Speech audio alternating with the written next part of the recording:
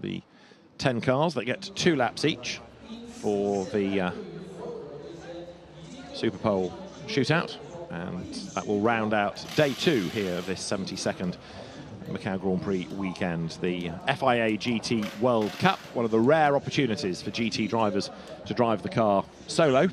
They don't have to think about a teammate. They don't really have to think about looking after equipment as well, because this is very much a sprint race format.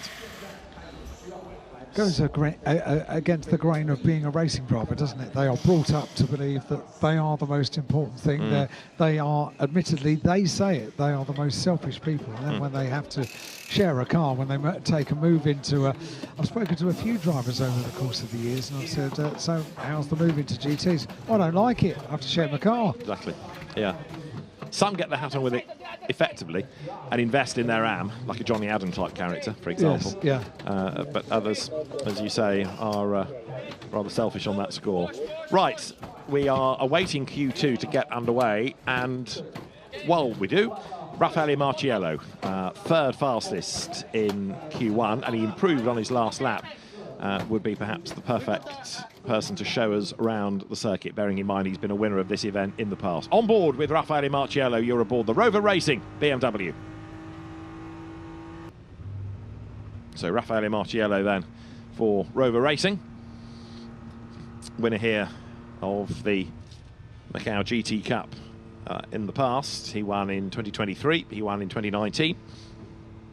Former champion in single-seaters. He was the FIA Formula 3 European champion back in 2013. Cinema roll, though, Alan, is done for the day. Yep, Parc Fermé conditions for that car. Adley Fong finishes up 14th quickest out of the car, talking to the team as well. And we talk about the fact that Adley every year gets a very attention-grabbing headline livery on the car. I would imagine a lot of work goes on behind the scenes to secure that kind of interest for this weekend, and he does a really good job. The Rofco liveried car, Benjamin Goethe not through to the final 10, but it's really spectacular to have that Golf livery here at Macau this year, and Benjamin Goethe finishes up in 13th position. That's the car that was second in this Q1, the Ferrari, which they do say about Ferraris, and they've said it for many, many years. Whatever angle you look at a Ferrari, it's beautiful. Yeah. And that car in particular, that shape of car, that livery on the car, whichever camera angle we have of the Ferrari around the gear circuit, it does look incredible, doesn't it? It's looking really absolutely nailed to the tarmac. Looks superb. That's the Lamborghini Huracan of Eduardo Mortara, with drivers staying in the car, but the door being flat, so there's a little bit of airflow in. And Eduardo Mortara, perhaps one of the surprises actually. It didn't look as though he was going to make it, but sneaked in right at the very end. That's Andy Deng's Ferrari. And there's just been a change on that timing screen. Mortara has just been put to 8th ahead of Haase. Ah, no, tell you what's happened. Boccalacci has been taken out and put to 14th. Dorian Boccalacci was, I thought, 8th, and he has been taken out of the times. That's right, so Mortara's up to 8th, and Boccalacci has obviously had a lap time taken off him. So Dorian Boccalacci misses out. That's Luca Angela, who is now being told, you're in. Go and get a helmet. Put your overalls back on and get back into the car. That's not the best of preparations, is it? To get yourself ready for a 2-lap shootout for pole position, which is the way we're going to finish our track action here today at Macau. Gets underway early tomorrow morning, earlier than had been planned, because the warm-up session for motorcycles not happening at 7:10. Instead, at 7 o'clock we have 1 hour of qualifying for the Motorcycle Grand Prix, and then we'll have the Motorcycle Grand Prix tomorrow morning. So 7 o'clock till 8 o'clock qualifying, and then 9:10 until 10 o'clock is the allotted time for 12 laps for the motorcycles, because it was wet this morning. Doesn't feel like it when you think back to it now, because we've had lovely sunshine all day today. That is Alessio Picariello having a chat to his engineer, and the countdown continues to get the start of Q2 underway here at Macau. In the meantime, this is on board with Ye Yifei, 6th fastest in the Ferrari. Well, we've seen Marciello's lap. Let's ride with the Ferrari, and also on the way to Lisboa, let's just have a listen to the engine.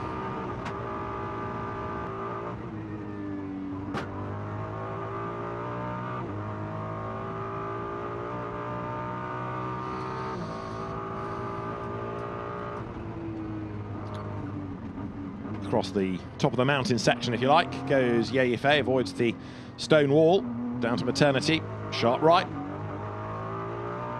powers downhill. Careful as he goes then through towards the Teddy Yip corner there, and then the Solitude S's.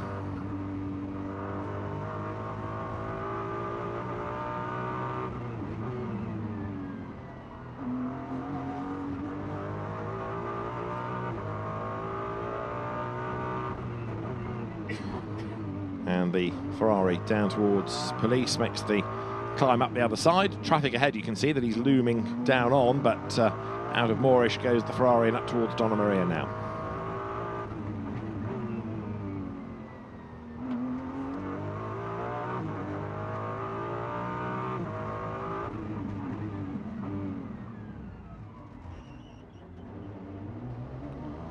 Out of the Melco hairpin, down to Laxans. Ye Yifei set for 6th in the times in the Harmony Racing Ferrari, the driver that won Le Mans this year. He's won French F4, he's won Euro Formula Open, he's won his class in the Asian Le Mans Series and the European Le Mans Series. Oh, so close to winning the LMP2 class at Le Mans. If you think back a few years, the car that was being run by WRT hit trouble on the last lap of the race, and he lost his win, leading the class.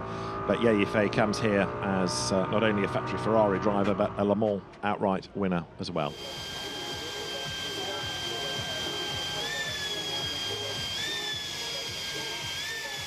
So we are waiting for the cars to be allowed down the pit lane, ready for this second part of qualifying. That is one, however, that will not be moving. Lawrence Vantor's just a whisker Porsche outside, wasn't it? And there is the fabulous-looking Iron Shinguven Porsche.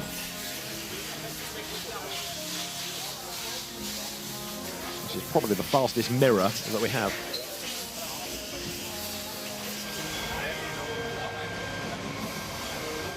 Dorian Boccalacci, who was in, is now not. So that's a Porsche that is done. The FIA technical team consulting in the pit lane, as you can see. And I think part of the delay is one or two of these cars being looked at for too much power, overpowering. And so once we have an order, they can three cars were being investigated, yeah. I think, yeah. Yeah, we have people losing their lap times during the session, and then Boccalacci, Haase and Mortara being looked at as well. I think we got an answer to Boccalacci because he was shuffled down the order. Yes. But whether those investigations are now done remains to be seen.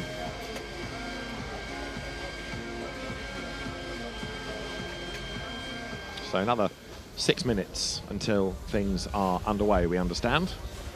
And that is a car that would not surprise anybody were it to be found on pole position come the end of the session. Raffaele Marciello and the Rover Racing BMW. It's a very unusual Rover livery. Normally you expect them to be the white and yellow and grey colour scheme that Rover has had, but that car is in its Macau colour scheme. Right, we've had a look at a Ferrari lap, we've had a look at a BMW lap.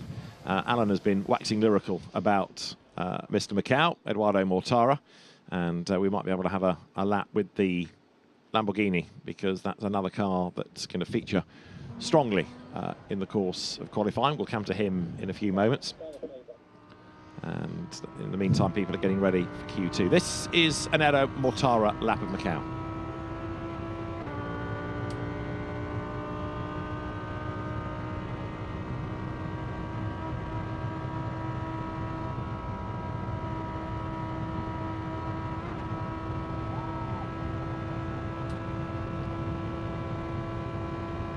total commitment put in on this section of the circuit.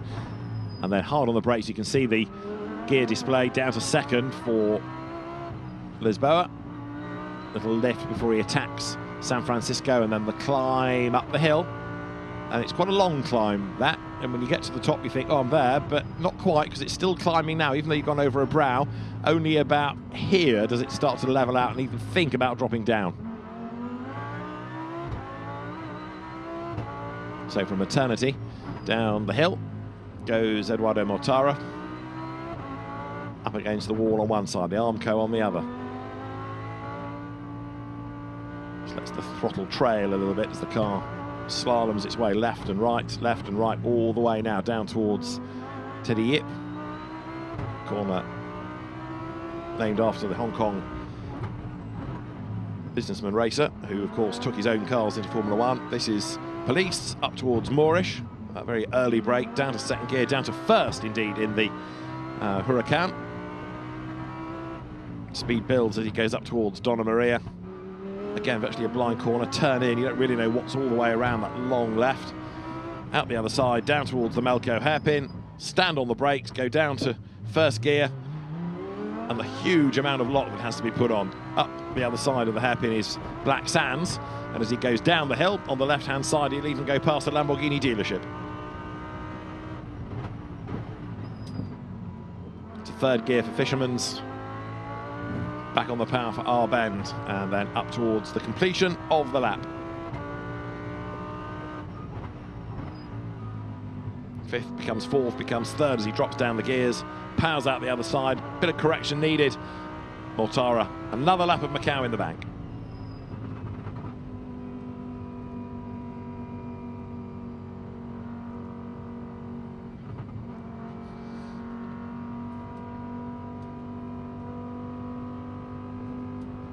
So Mortara, a slow in-lap to the pit lane. The first of his wins here came in 08 when he won the qualifying race for the Grand Prix. That didn't really satisfy, so he came back the year after and won the Grand Prix. And then a year after that, he came and won them both, did the qualifying race and the Grand Prix. 2011, he had his first GT win, and he did the same again in 2012 and 2013, the year he won the Audi R8 race. And in 2017, won in the GT qualifying and main race as well. But it's been a long time since that last win of Edo Mortara's. Doing other things, hasn't he? He was competing for a while in DTM, that's right, and then on to Formula E as well, which I would imagine is a very different form of motorsport to racing a Lamborghini around the streets of Macau. But this is a lot quieter. A lot quieter. This is like always coming home, really, isn't it? Well, that's Joel Eriksson out of the car, and that's because he's going to go last, so he's got time to get a bit of air, stretch his legs. Joel's also been away doing some Formula E racing, but he's done all sorts of things since he was runner-up in the Macau Grand Prix, such as racing in the DTM for BMW, and has raced in British GT a few years back with Century. He's driving for the Envision team in Formula E next season. So Joel Eriksson in demand. He was a BMW junior driver as well early yeah, on in his career, and made the step up. Certainly stepped up in that qualifying session, didn't he? That was very impressive. Hadn't given us a glimpse into the fact that that might happen during Q1 until that point. But really impressive, that. And the crowd stay right the way until the end of action, don't they? Absolutely. Well, these are the cars to make sure you do, aren't they? Absolutely, they do. Yeah. Looking down on the permanent garages, which are used by the cars for the Grand Prix, but the GT teams camp out while their session is live. The GT cars have garages in the temporary structure, which also has all the organisational offices for the FIA and the championship coordinators and the media centre in there. So such is the growth of the event that the building that was built, what, 12 years or so ago now, just can't house everything. So a temporary building has to be erected, and underneath it are the garages for the GT teams. Now the first to go when we have this session is now going to be Luca Engschler. So he is the one who comes in at the expense of Dorian Boccolacci. After that, it will be Christopher Haase and then Eduardo Mortara. Laurin Heinrich will be fourth away from Ye Fei, Anchin Guven, Alessio Picariello, then Raffaele Marciello, then Antonio Fuoco, and Joel Eriksson will be the last to go, which gives you the slight advantage in a sense of knowing what you're aiming for, but fundamentally what everybody is aiming for is an absolutely flat out and error-free lap. Right, where in all of this is Luca Engstler, because he ought to be pretty much ready to go now. We were told that the session was going to start at 17:11, and we've just gone past that. In fairness, he's had the least time to prepare, hasn't he? Because he only just found out he'd be getting in. So I understand it's going to be another just under 3 minutes until we get this session underway. Q2 for the Macau GT Cup, FIA GT World Cup. It's been a busy day here of qualifying at Macau. Tomorrow is going to be racing all the way. We're going to be qualifying for motorcycles first thing, racing, and then racing all the way in qualification races, and a race for the Macau Road Sport Challenge. Their one and only race over the course of this weekend. They qualified yesterday. They race tomorrow morning. It's one of the local races. Big entry for that race tomorrow, and then qualification races for FIA F4, for FIA TCR World Touring Cars, for the FIA GT World Cup, the cars we're about to see qualifying there. Qualification race over 12 laps, and then the 10-lap qualifying race for the FIA FR World Cup. All of that to look forward to as we prepare ourselves for this Q2 for the FIA GT World Cup, the Macau GT World Cup about to get underway. Just having a look in at Lawrence Van Thur, I beg your pardon, Eduardo Mortara inside the Lamborghini ahead of this qualifying session, making sure all the correct buttons are pressed ahead of this. And then the Platinum Porsche, car number 11, the DTM champion, Antonin Gervin, getting ready for this qualifying session. Hear the music pumping down in pit lane as well. Everybody getting ready for something we've never had as far as qualifying is concerned for GT World Cup here. This unique Q1 and Q2 format of qualifying. Laurin Heinrich is going to be going out in fourth position after that qualifying and the various technical investigations after qualifying. Just think those two cars look absolutely exceptional. Sometimes you see a wrap that goes on where you might see a little bit of a crinkle here and there or a bit of an air bubble. Those two are exceptional. And as you said earlier on, you know, the probably most impressive mirror you're ever going to see. Certainly the fastest.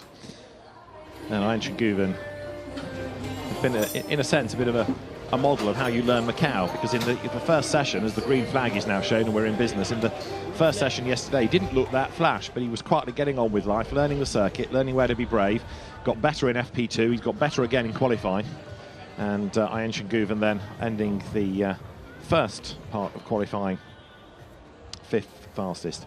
Right, so the pit lane is open. Luca Engstler is now allowed out. I can't hear him. No. But the circuit is there for him.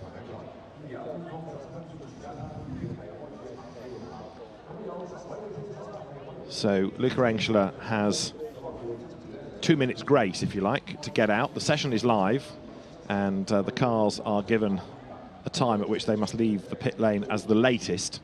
So he's got a bit of grace if he wants. So Engstler, Haase, Mortara, Heinrich, Ye, Guven, Picariello, Marciello, Fuoco and Eriksson is the order. So Luca Engstler will now get the car fired up. As I say, there's a bit of grace once the green flag is shown to let the teams fire the car up, get it through a bit of warmth, and then releasing down the pit lane. So the Absolute Racing team operating Luca Engstler's car. Remember, he had that huge accident here last year, but after a month or so of pretty hard recuperation in a wheelchair. He was back to full fitness, and he's had a really, really good season as Luca Engstler. Winning the Crown Strike 24 Hours of Spa is very much the highlight of his return. He's a multiple TCR champion. He's won the Asian, the Middle East, the Malaysian and the German championships, and a winner in the Sprint Cup as well at Manicourt this year. Right, it's been a long break, it felt like, but we're underway again. Look at Engstler down the pit lane. So they will do an out lap, 2 flyers and an in, and obviously it is the better of your 2 flying laps that you count. So we'll be keeping an eye on the clock, but also an eye on both lap times. It mirrors what happens at Spa for the Super Pole shootout there, and more often than not, it's the first lap that's the quicker of the 2. I'm not saying Spa in any way is going to reflect Macau or vice versa, but I offer you that as a snippet. What a treat on one of these iconic circuits. You mentioned Spa, but of course here at the Gears circuit at Macau, to be out there in splendid isolation, no one else around you, it's just a driver's dream, isn't it, this? Yeah, everyone moans about traffic. Well, you've got no excuse now, because there'll only be maybe 4 cars max on the circuit at any one time, and Engstler right now is the only driver out there. Christopher Halser will be the next one to go in another Volkswagen Audi Group product. Where would GT racing be without VAG? If you think about Audi, Porsche, Lamborghini, Bentley over the years as well. So downhill goes the Lamborghini.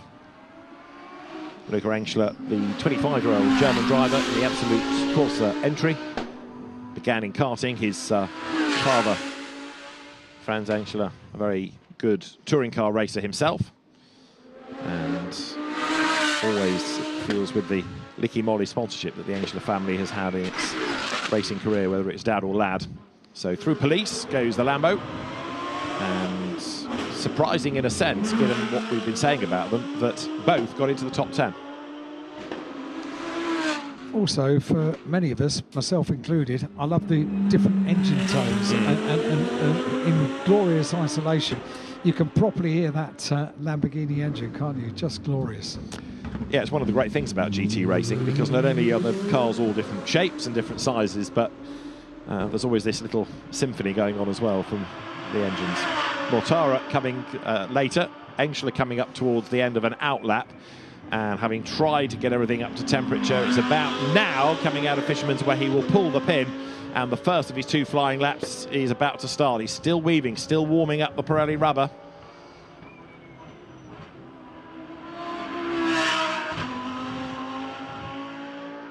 Right, the first car onto a flying lap is Luca Engstler's Lamborghini then, as he goes across the timing line down now towards Reservoir through that very, very fast left-hander.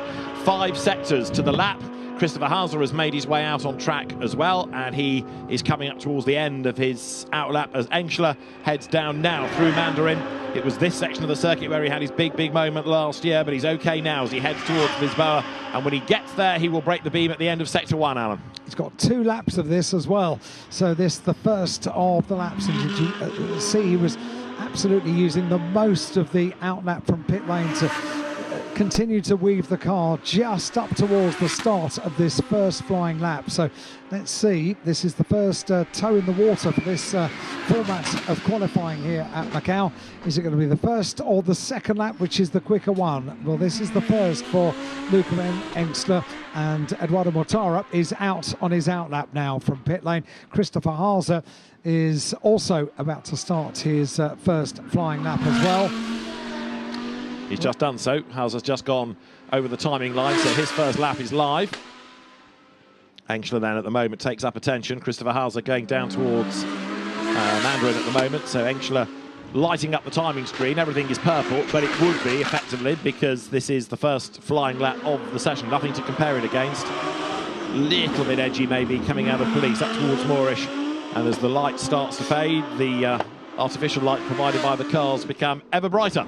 There you go, that's what you wanted, wasn't it? Into the early evening darkness here at Macau, and the lights are coming on around Macau as well. The whole place just changes overnight. David was saying earlier on, it's 2 unique features: Grand Prix racing during the day, and then when we get to the night time, all the fun of the the lights of the hotels and the casinos and everything that makes the skyline of nighttime at Macau is completely unique.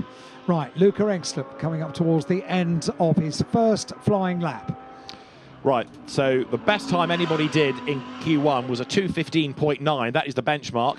And Luca Engstler has just gone across the line, and he has done a 2:16.718. So 2:16.718 is the first time. And we'll see how that stacks up for everybody else. Christopher Hauser has not been as quick as Engstler in the sectors. So it looks as though here the Audi is going to fall short. But then the next one after that to keep an eye on is going to be Mortara. But then you also need to bounce from cars on their first lap to their second. And Engstler on his second lap goes quicker again in sector 1. So there's a lot to keep tabs on here. First up is Hauser's first lap time, but Engstler's second looks like it may turn out to be better than his opener. You saw just what a handful these cars are to get out of the Macau hairpin. If you just put it a centimetre wrong, makes it very tricky on the exit, and therefore your exit from the corner and therefore your final sector of the lap is compromised just a little bit. And that did look like a little bit of a handful, didn't it, for Christopher Hauser, that time coming out of the Macau hairpin. Well, what's the sum total going to be?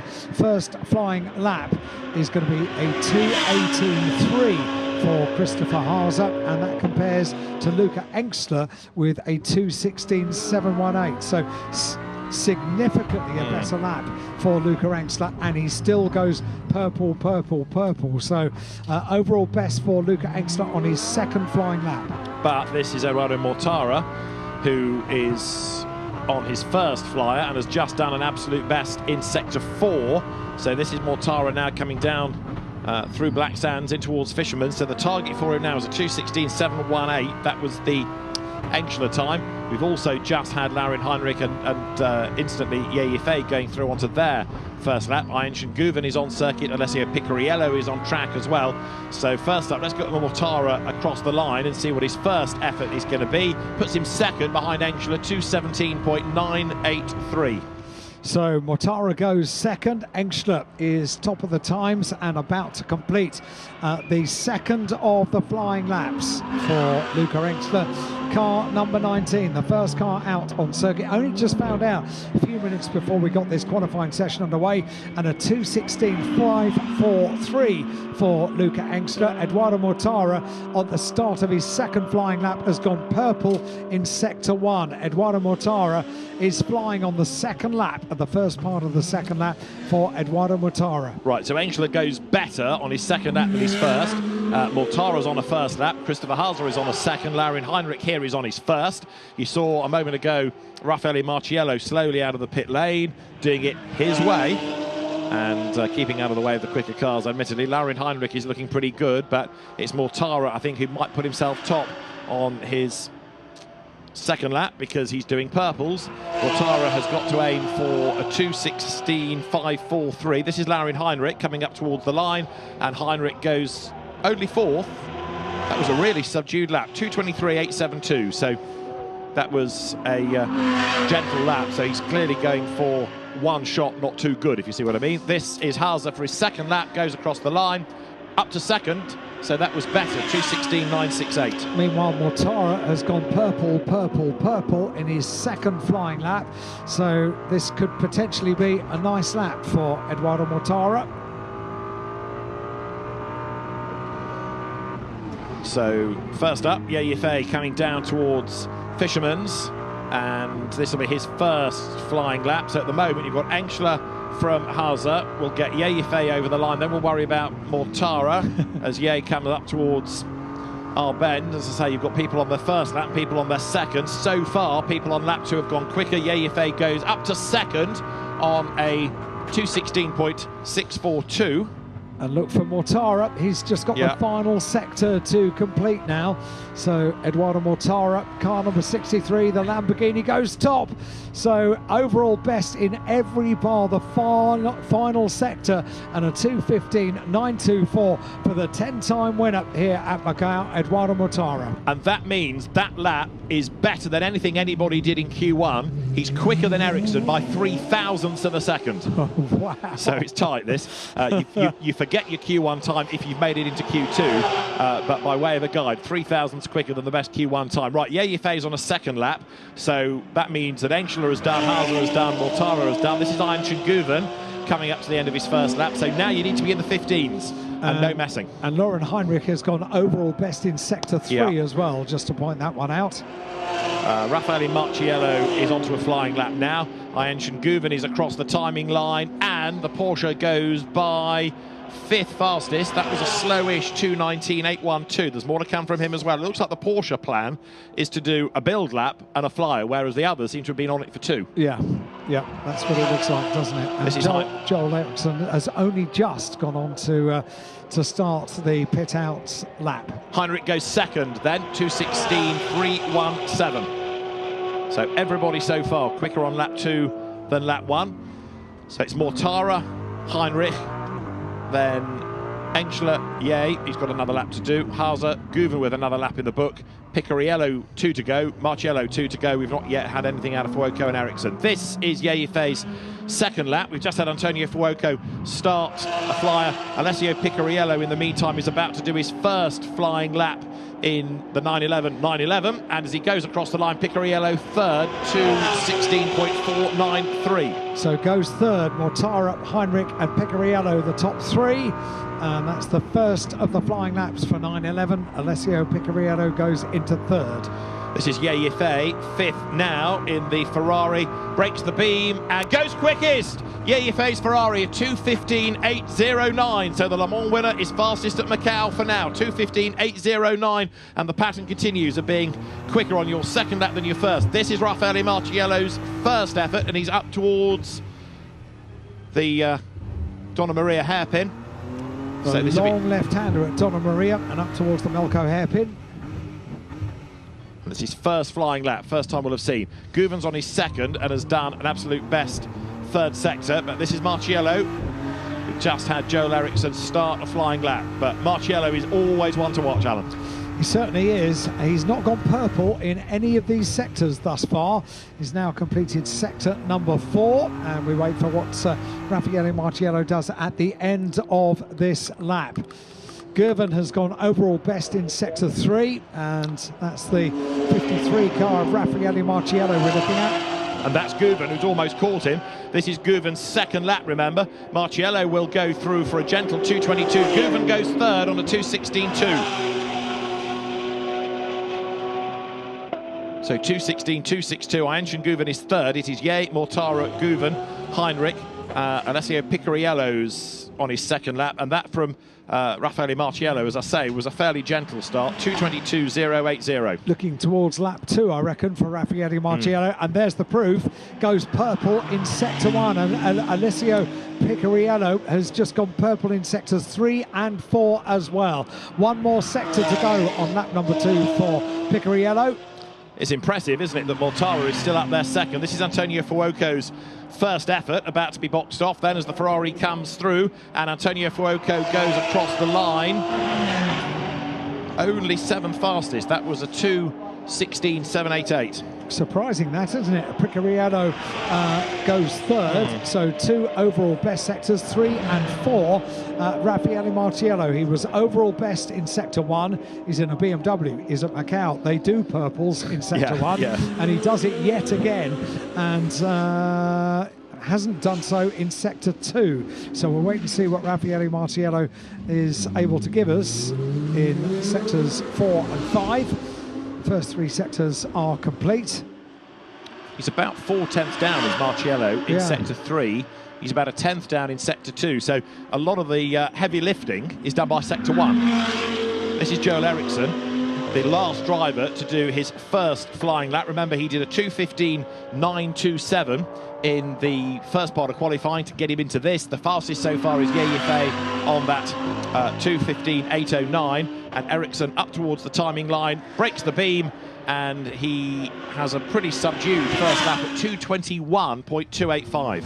2:21.285 for Joel Eriksson. He topped the times in Q1. At the moment, he's 9th, but he's got one more flying lap to go. whereas Marciello does not. This is his last. Fuoco is on his second effort as well. So where does Raffaele Marciello slot in as he comes over the timing line? The answer is fourth fastest. That is a 2:16.106, so fourth for Marciello. Raffaele Marciello then goes fourth. Fei, top of the times. Eduardo Mortara, that is so impressive. Eduardo Mortara, second in the order. We never got a glimpse of that kind of speed, did we? No, I mean, we were thinking for pretty much most of that session that he wasn't going to make it in. And not only has he made it in, he could well be on the front row. And if you're on the front row here, you can be a winner. This is Fuoco, who might have something to say about it. Fuoco had a fairly modest first lap at 2:16.788, but now he finds himself 8th and in desperate need to improve. So Antonio Fuoco comes through our bend. Remember, he led the race last year, the main race. He goes across the timing line and goes quickest of all. 2:15.535. Fuoco flies to the top of the times for now. Super lap, that 2:15.535 for Antonio Fuoco. Yep, he did. He led this race last year, albeit briefly, but the number 50 Ferrari goes top of the times, 2:15.535. Looking at Joel Eriksson, car number 46, the Audi. 2 more sectors to go for Joel Eriksson. I think Fuoco's done this because Joel Eriksson is slightly away from the best time in each sector, and he's not doing any absolute best. So I reckon Fuoco might have done this, but the fascination is going to be where Eriksson will slot in, having been the fastest man in Q1. He has raced a GT car here, in fairness, in the past. He was 7th in the GT Cup back in 2019, and he's right up against the wall coming off Fisherman's. There is nothing being left on the table here, is there, for number 46 then, Joel Eriksson, who comes through our bend. He's the last car, the last driver to take the checkered flag, and where will he slot in as he breaks the beam? Joel Eriksson is 5th fastest, the time 2:16.097. 5th it is, but Antonio Fuoco and Fei make it an all-Ferrari front row at Macau.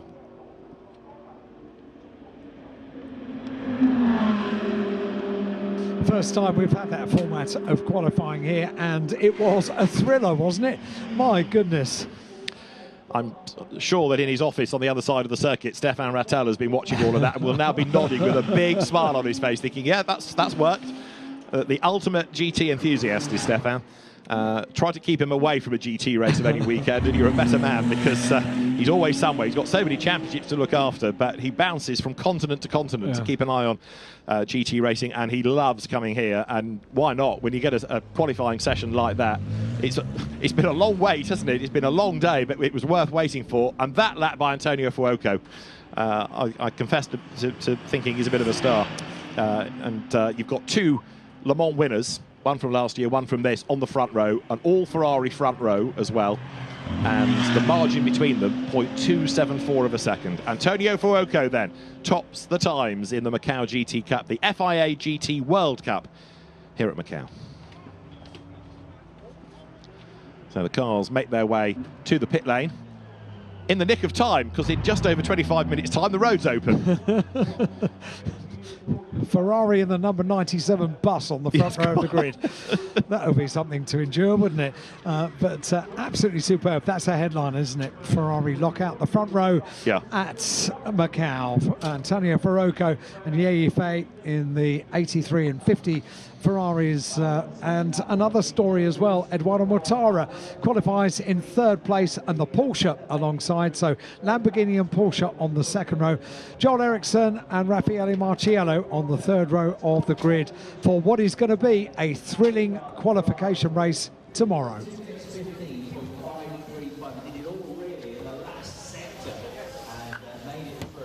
Antonio Fuoco's car back to the team, and there'll be much to celebrate, I'm sure, as Antonio Fuoco then sets the gun time 2:15.535. And the way that he could race last year and overtake means he's very much a force to be reckoned with. And a pole position anywhere is special. A pole position in Macau is very special. Antonio Fuoco tops the times here in our new Super Pole qualifying format.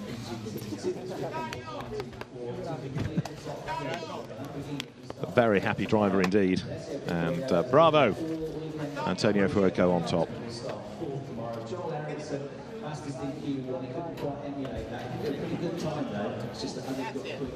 Antonio Fuoco poses for the cameras.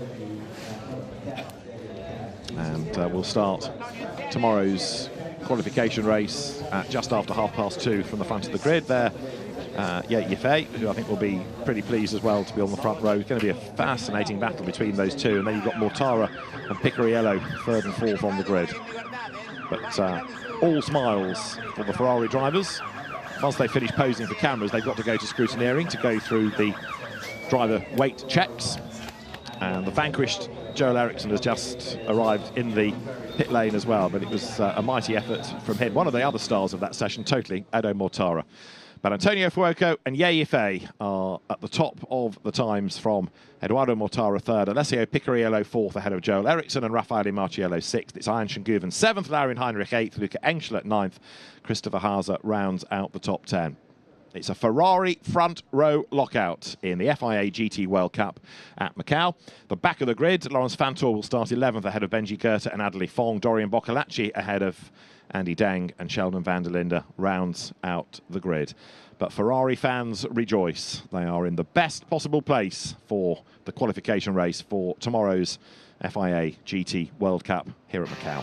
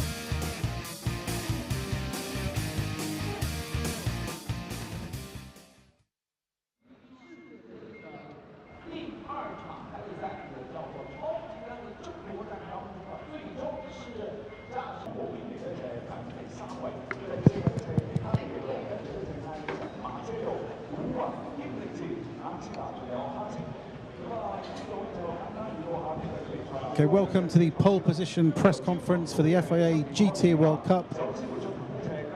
We have our top three qualifiers here. On pole position, Antonio Fuoco, second, Yifei, and third, Eduardo Mortara. Congratulations to all three of you. 歡迎大家嚟到第72屆澳門格蘭披治大賽車澳門 GT 杯國際汽聯 GT 世界盃排位賽嘅賽後記者會。首先，我哋恭喜台上面嘅3位車手，佢哋分別係第一位嘅傅奧、第二位葉一飛同埋第3位莫塔拿。Antonio, a new format this year and a very exciting final shootout and a brilliant final lap. How was that lap? How on the edge was it?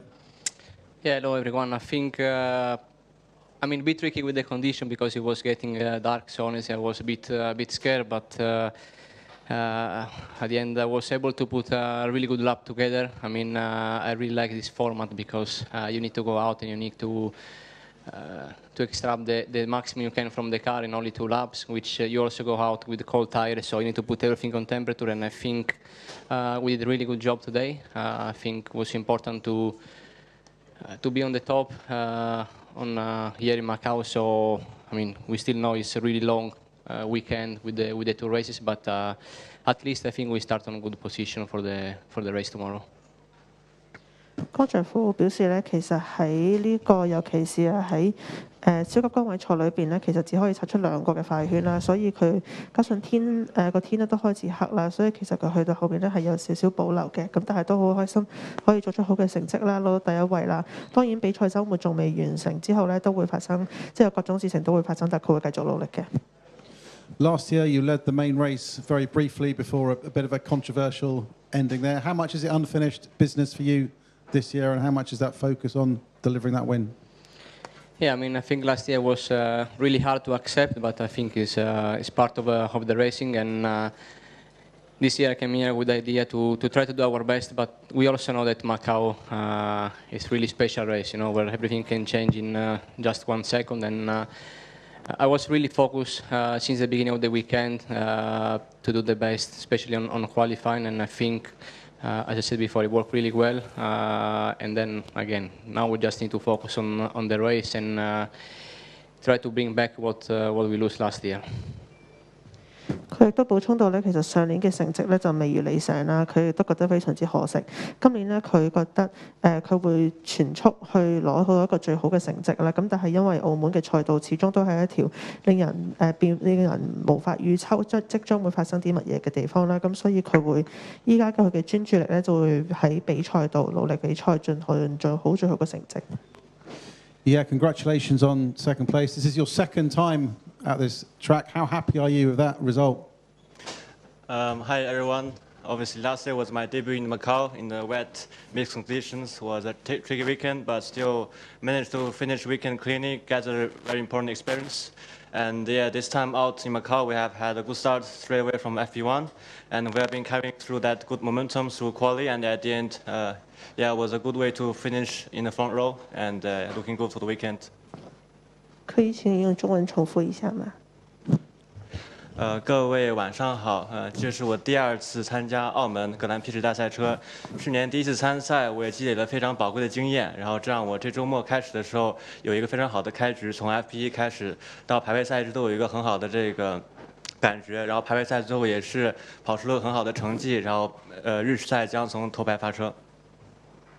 Obviously, it's an all-Ferrari front row for tomorrow's race, but how aggressive are you going to be tomorrow? How much are you two going to have to work together to try to keep the two cars in front? I mean, we will try to be clever and try to get out of turn 1 safely. And then, yeah, let's see how the race goes. But for sure, the race doesn't finish on lap 1 in first corner. 中文再说一遍对吧。对。What was the question again? Okay, it was a joke. It was a joke for me. 我们都是法拉利长队车手，所以我们将很比较怎么说也不能说安全的吧，就刚开始不会冒太多风险，然后尽量的在1号弯能够顺利通过，然后之后我们将为我们进行我们的比赛。然后因为我知道比赛不是在第1圈第1号弯决定出来的，对。Eduardo, congratulations on third place. It was quite hard to kind of judge your potential and pace up until qualifying, but it came alive in that shootout. How happy are you with that third place? Happy because the weekend had started like extremely badly, like last year. We were absolutely nowhere with no pace, and frankly, even coming into Superpole, I was not really. I didn't know what to expect, but I never thought that we would be able to actually to get into the top 5 or anywhere near. The lap that I've done in Superpole is probably the best I've ever done here in the last. I've been coming here, you know, for the last 20 years almost. The lap that I've done, there was nothing left. I was hitting barriers left, right, center. Took all the risks possible, and it paid out. In the end, still shaking actually from that lap, and we're having a fighting chance actually for the main race, for the qualification race and the main race, which is frankly totally unexpected, and it's showing also that you should never give up and keep your head down and try to do the best. 排第3位嘅莫塔拿咧表示，其實佢喺今個比賽週末咧都遇到各種唔同嘅問題啦，咁所以佢對於依家排到第3咧，其實都已經覺得好開心㗎啦。咁其實佢喺進入排位賽嘅時候咧，佢覺得自己攞到頭5名咧，其實都已經好好啦。咁而喺賽事嘅過程當中咧，佢亦都因為各種嘅原因啦，即係偏離咗呢個重心啊，係靠左靠右啊，甚至可能差啲擦到牆啊咁樣。咁但係佢都好開心可以克服到啦。咁跟住落嚟嘅選拔賽同埋正賽咧，佢覺得自己都有機會可以攞到更加好嘅成績嘅。You obviously have that track position for tomorrow. Do you feel you've got the race pace to be able to take the fight to the 2 Ferraris? No. Yeah, simple as that. So I would hope that they end up fighting and I can get my chance. For sure, I will try. But the pace that we have was absolutely shocking until now. So let's see what tomorrow brings. 亦都表示咧喺正賽中咧，佢亦都唔會為咗爭翻前面嘅位置咧而太早發動攻勢嘅。佢相信自己喺比賽嘅途中咧，只要自己表現得足夠好嘅話咧，都一定會有發動攻勢嘅時候嘅。Okay, any questions for our top three? 開放現場提問。No, we're all good. Congratulations to all three. If you can stay for a photograph just at the end, all three together, that would be fantastic. Thank you.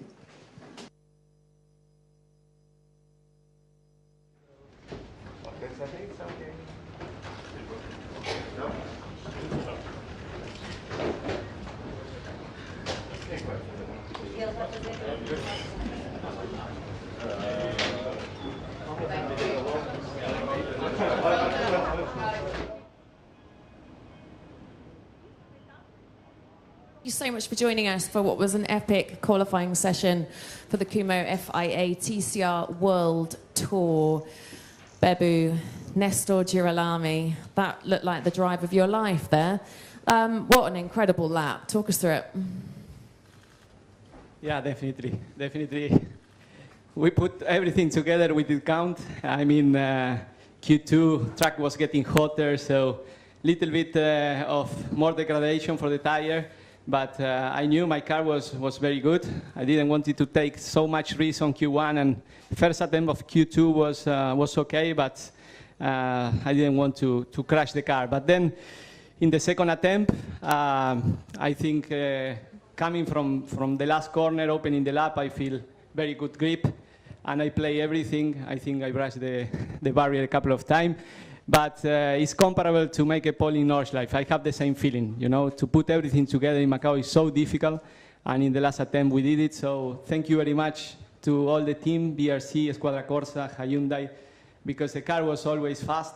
It was a matter of putting everything together, and we did it. So I'm so happy for the team, and the main goal is to win the race, to finish the season on the high. Congratulations, job done. Okay. 歡迎大家嚟到第72屆澳門格林披治大賽車澳門東望洋大賽酷模國際汽聯 TCR 世界巡迴賽澳門站排位賽嘅賽後記者會。首先我哋恭喜台上面嘅3位車手，佢哋分別係第一位嘅基奧拿美、第二位艾拿卓同第3位嘅比亞克嘅。剛才咧基奧拿美都有同我哋分享佢今次擦出呢個非常之好嘅圈速嘅感受啦。咁其實佢話咧喺第2排位賽裏邊咧，賽道咧因為嗰個溫度都開始上升，所以咧佢對用胎啊同埋喺駕駛嘅呢個策略上邊咧都有少少嘅改變嘅。咁佢喺出嚟嘅第一圈咧就盡量唔好發生任何嘅擦到圍牆啊等等嘅事故啦。咁喺第2圈開始咧，佢就覺得嗰個抓地力咧都非常之好。之後咧都好開心啦，可以做出好嘅成績。好多謝車隊為佢準備好呢一架咁好嘅車，希望可以喺之後嘅賽事裏邊獲得好成績，為世界巡迴賽嘅呢個尾聲咧可以攞到好嘅名次。Yann Lachey, P2, you were out the car with a few minutes to spare, not expecting Bebu to pull out that lap, but the car looks very good. What are your thoughts, especially going into that first corner in race 1? Actually, well done to Nestor to put the pole in Macau. It's always good. I don't know how it feels because every time I come in this press conference, I'm sitting next to the pole guy. Well done to Ted as well. Yeah, I was expecting those guys to be in front, to be honest. I didn't went for a run 2 because out of T4 I hit the wall very hard on my first attempt, and I wasn't sure if I bent something on the car. And you know, in Macau, if something break, you crash hard, and then it's not a matter of crashing hard. I don't really mind. It's more that if I crash hard, I create a red flag, and then I cancel my only lap I have in quali. Yeah. And if that's the case, then I would have been disqualified, or I mean P12. So I say, okay, this lap will be enough for top 5, and I didn't want it to risk more than this. I'm very happy to put it on P2 with 30 kilo compensation weight, and probably slight pressure on the shoulder, you know, because here in Macau everything can happen, and qualifying was a big part of our weekend. So. Yeah, thanks to the team and everyone to put that all together. I was happy with my lap, to be honest.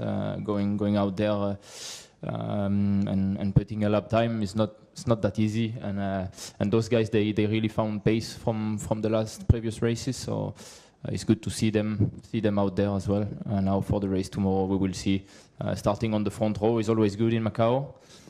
We need a good getaway, even though with 30 kilo, we know the run down to Lisboa is going to be a bit too long. But yeah, at the end of the day, it is what it is. I'm happy to be P2, and we will keep focusing on scoring points.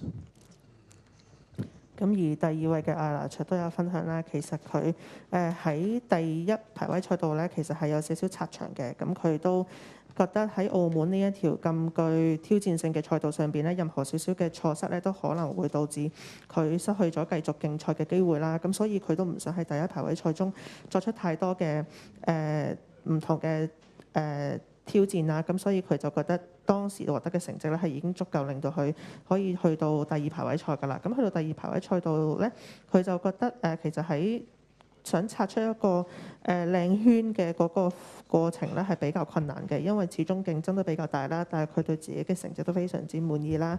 好多隻車隊為佢準備咗一架咁好嘅車，佢希望咧可以喺聽日嘅比賽裏邊咧以最好嘅鬥志可以做到一個好嘅起步啦，可以有一個乾淨嘅呢個起步啦，咁然後可以去到直路嘅時候咧就可以更加順利啦。Ted, P3, as Jan alluded to there, I actually don't think you guys expected to be perhaps quite as high up as you thought.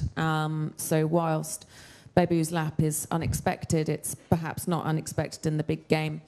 Well, now you've seen what the quali times are like. What do you feel like the race pace is going to be like for you guys? First, I say congratulations to Bebu. I was sitting there last year.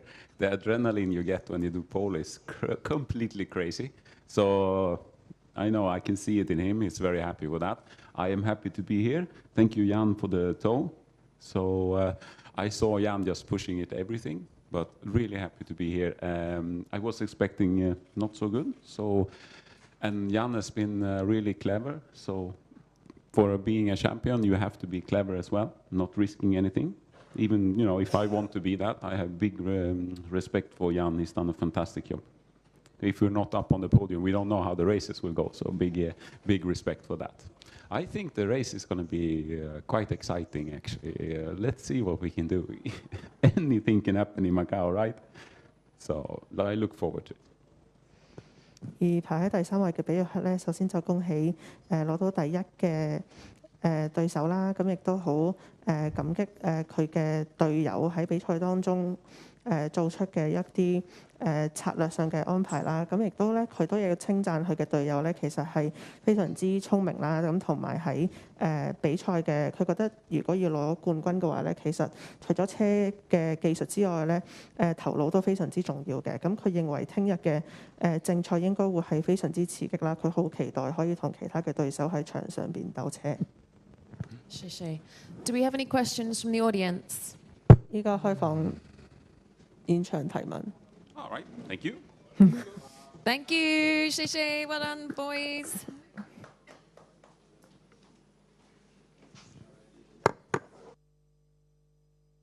Top three qualifies here. Sebastian Weldon on pole position. Second, Keen Nakamura-Berta. And third, Emanuele Olivieri. Congratulations to all three of you.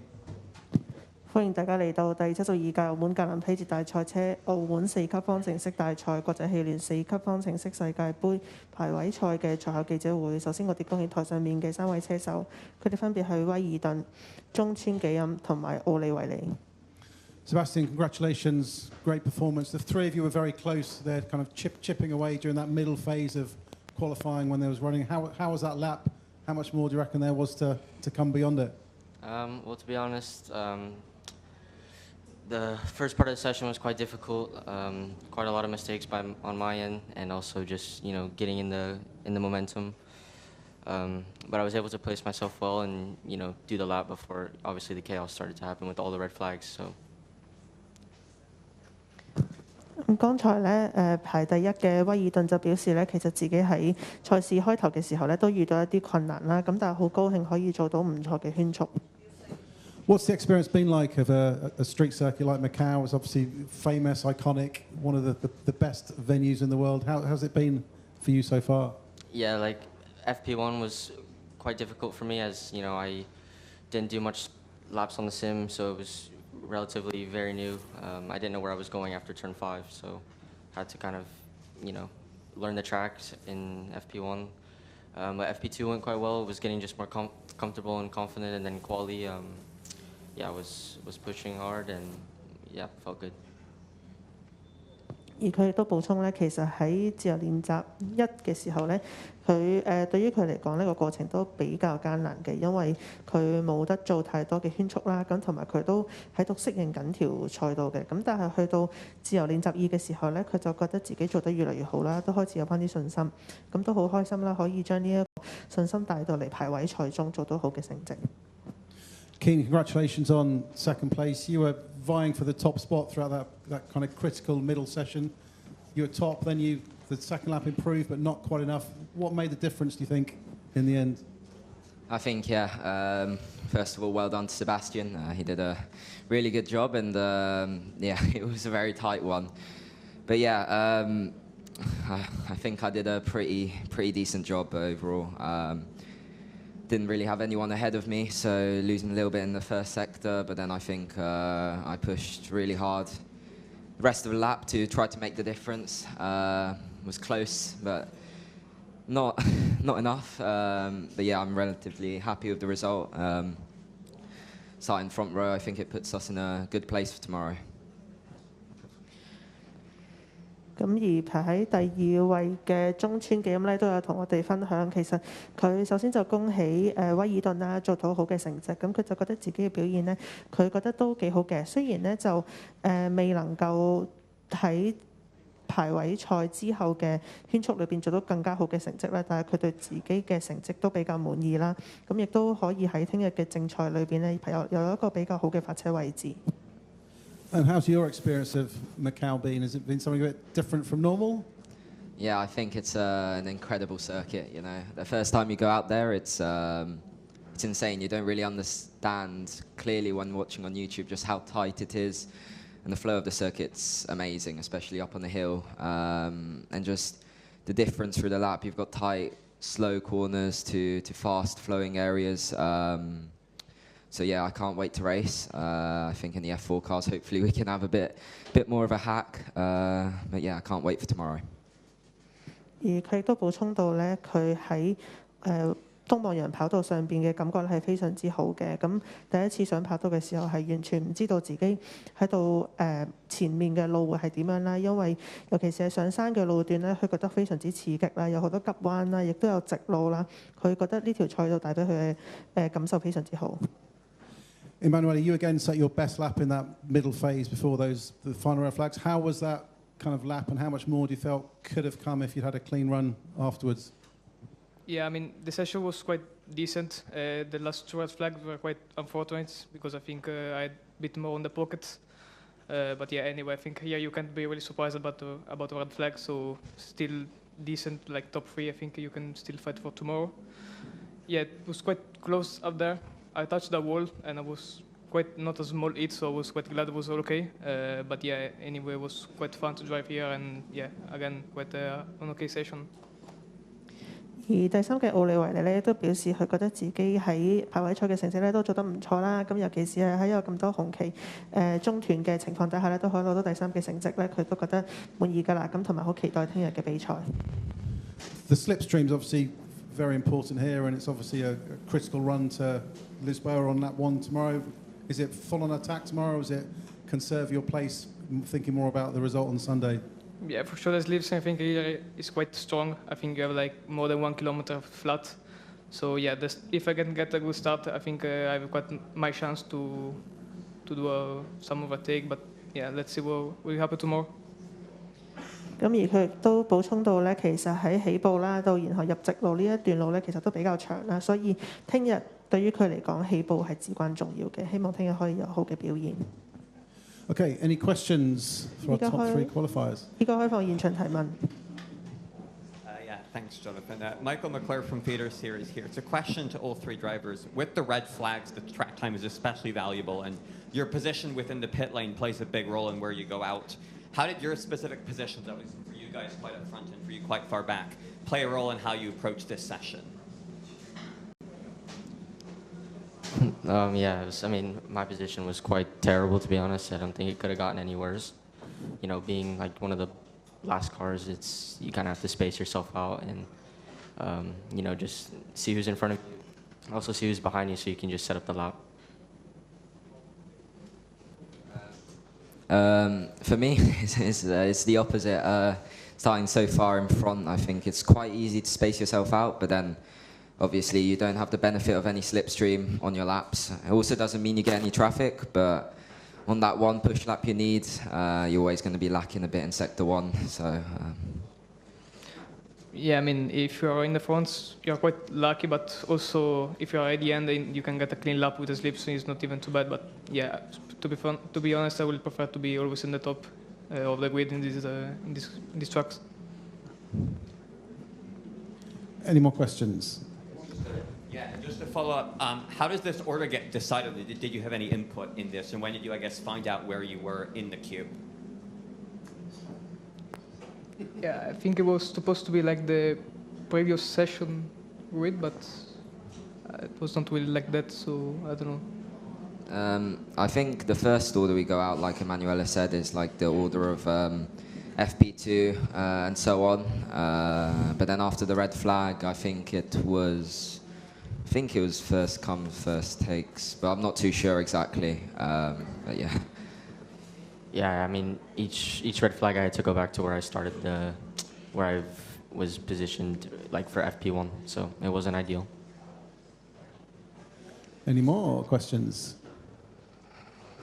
No, we're all good.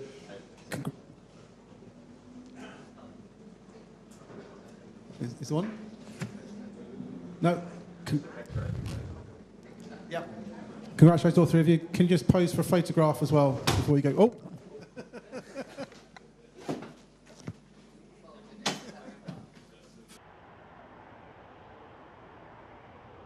Okay, welcome to the pole position press conference for the Macau Grand Prix FIA FR World Cup. We have our top 3 qualifiers for tomorrow's qualification race. Pole position, Teo Neal. Second, Freddie Slater. And third, Evan Gilter. Congratulations to all 3 of you.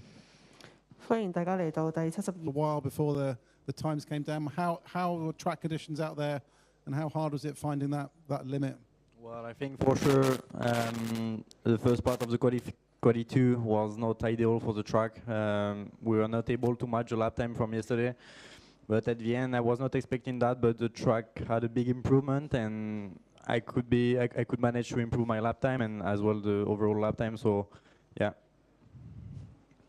剛才排第一嘅內爾咧就有分享，其實自己今日喺排位賽2啦，佢嘅開頭咧其實就並未能做出可以同尋日一樣咁好嘅圈速嘅，咁但係隨住賽事進行啦，咁佢都有機會可以擦出一個唔錯嘅快圈。We had 3 red flags during that session. How hard is it to prepare the tyres, get into the right window, find the gaps in traffic, and get yourself dialed in again? Well, yeah, it's quite tricky. We have to keep the position as well on track to be sure to complete the lap. So yeah, I was just trying to push after the pit exit, keeping my position, and then trying to make a gap for the push. So yeah.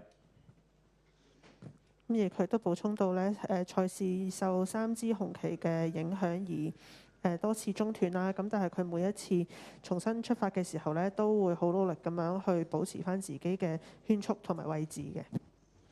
Freddie, congratulations on second place. We saw lots of kind of purple sectors and the pace there, but I guess traffic was quite difficult out there. How did that session pan out for you? Very tricky. I wish I could have finished more laps than I started. A lot of purple sectors, but yeah, it didn't count in the end. I think, yeah, found too many cars in sector 4, multiple laps in the row, especially when the fuel was low at the end of the run. So bit unfortunate, but we're still going off the front row. So we know we have the pace, so it's a full send into tomorrow's race, and then get ourselves up the front for the main race.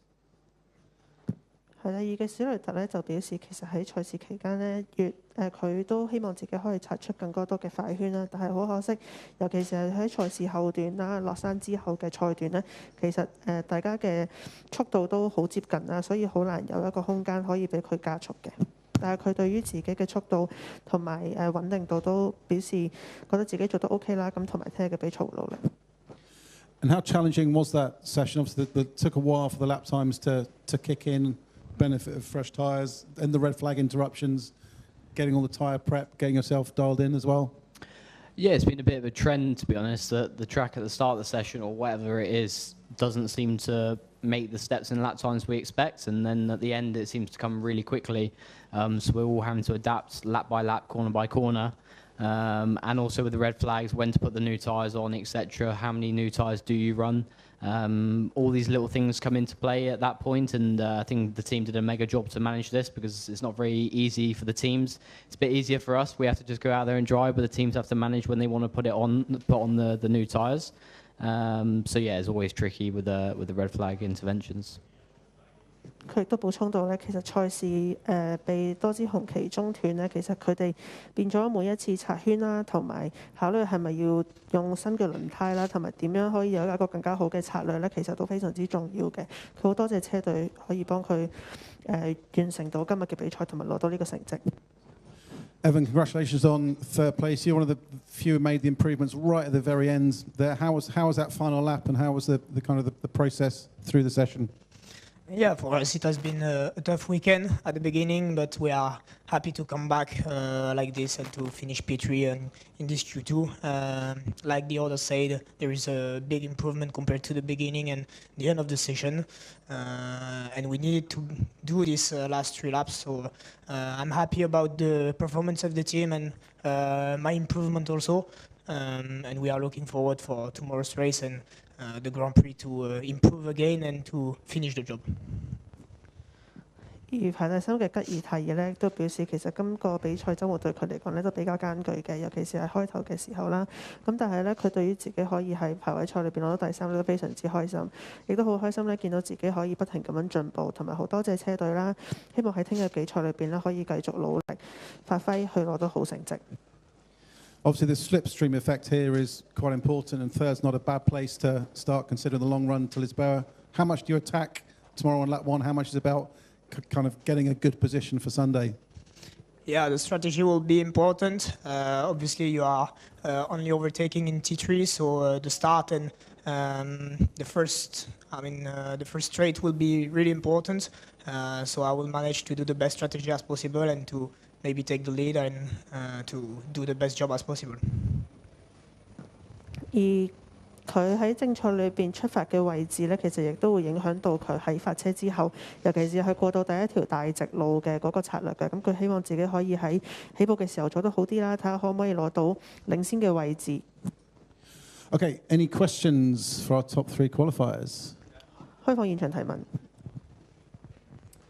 Thanks, Jonathan. Yeah, Michael McClure from Feeder Series. It's a question to all 3 of you. As Freddie mentioned earlier, you can start many laps around here, but you can't always finish them all. How does your position in the pit lane for each of you affect how you've been approaching this session and the other ones this weekend, especially as you encounter traffic and the prospect of red flags? Teo, we'll start with you. Well, just for me, it was just to keep the position on track, keep the gap to the car ahead. Trying to manage that as better as possible, and I think it worked well for us. Obviously, with Mari, my teammate, we were strong the whole weekend, so we can push each other well, and on track to find the gap was quite easy.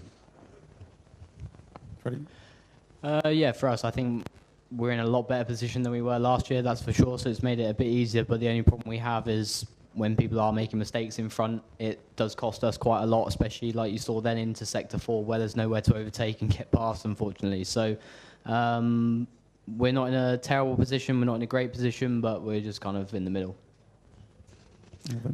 For us, a bit more different than the other. We are quite far in the pit lane, so it has been tough since the beginning of the weekend to find the good point and the good strategy to start and to wait a bit or to go directly with the pack. And at the end, the engineer and all the crew have done an amazing job to put us in the good position to finish a lap, and that's the good point of the qualifying for sure. Any more questions? Nope. All good. Thank you very much. Congratulations to all three of you. And if you can stay for a photograph together, that